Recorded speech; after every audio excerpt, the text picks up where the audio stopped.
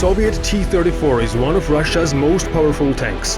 In 1940, the T-34 was introduced and it rapidly became a classic. It was created to address the flaws of the BT series of cavalry tanks. Those tanks were both light and equipped sparsely. The T-34 tanks were the most heavily armored of the BT series because of its thick and sharply slanted hull front, which was 45-47 mm thick. This tank was more efficient against German anti-tank guns.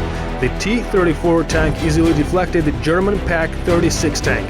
The early production cars were light and had wider tracks, giving them more off-road mobility, a big plus in the muddy Russian terrain in the spring. The T-14 Armata tank in the Russian Federation Armed Forces' most recent and most modern tank. This tank, which was displayed in a Victory Day military parade on May 9, 2015, has acquired the title of the world's strongest tank. The T-14 astonished many because the tank's development and production were kept so secret that the Russian Ministry of Defense only revealed a few details in 2011. This brand new Russian tank has a crew of 3 and can go a maximum distance of 500 kilometers at a speed of roughly 90 kilometers per hour on the highway. It also boasts the best defense system, which uses the most recent version of the Afghani protection system to defend tanks from anti-tank missiles, rockets and RPGs. T-14 Armata is equipped with nuclear, biological and chemical anti-weapons protection in addition to physical protection. In addition to Armata, the T-90 is the second most modern tank owned by Russia after joining the military service in 1992. This tank became the last tank designed and tested during the Soviet Union. T-90 is directly mass-produced by the Russian government, and to date there are at least 4 variations of the tank in the world, namely the T-90A, T-90S, T-90M and T-90MS. The differences in each variations are in the installation of new secondary weaponry, engines and defense system enhancements.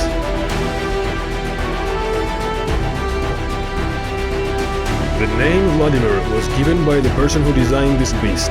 This was the manner the Russian government honored the legacy of its inventor. The curtain infrared guidance system and next-generation laser guidance system protection are 2 of the T-90A series distinguishing characteristics.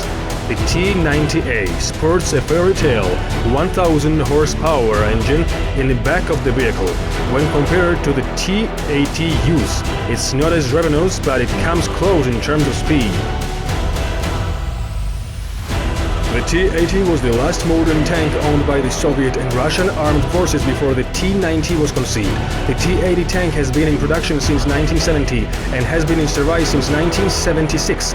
Since Soviet times, the T-80 has been divided into 2 production types, T-80U and T-80UK for Russian manufacturing and T-80UD for Ukrainian production. After the Soviet Union's disintegration in 1991, Russia and Ukraine continued to produce T-80s in their respective forms, despite the fact that the 2 types no longer served the same master.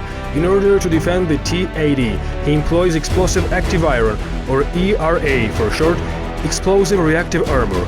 Although the T-80 resembles the T-90 in appearance, there is one significant difference between the 2. The T-80 cannot swim. The Russian government has also exported the T-80 tank to countries across the world, including South Korea, Belarus, Egypt and China. If you want to find out what the Eastern Tank Bloc is most interested in many countries in the world, then the answer is T-72. Tank T-72 is a highly respected battle tank in its era in the 1970s. Serving in the armed forces of the Soviet Union since 1973, there are at least around 1,700 T-72s who are still serving under the command of the armed forces of the Russian Federation, while 7,000 have become strategic weavers. Those who are familiar with the T-64's history will be aware that it was retired by the Russian Federation's armed forces since superior tanks were available to replace it. Despite this, the Russian Ministry of Defense continues to preserve 2,000 T-64 tanks in strategic reserve status. T-64 tanks were first deployed in the Soviet Union in 1963, and mass manufacturing continued until 12,000 units were produced. Following World War II, the T-54 tank family was built to address the deficiencies of the T-34 designs. It does. however, have an underperforming 85mm cannon with weak armor. The T-54 and T-55 families have a striking visual resemblance. Small modifications were performed during normal maintenance to distinguish the T-54 from the T-55, resulting in the 54-55 series. The T-54-55 was a rather easy and straightforward machine to operate according to Soviet tradition. Despite their diminutive stature, because of their compact design and wide tracks, Soviet tanks were able to move fast, although Soviet tank crews had to comply to high restrictions. The tank's 100mm rifled gun was adequate in the 1990s, but it doesn't stand a chance in today's environment. The British Vickers 6-ton tank served as the basis for the Soviet T-26 light tank.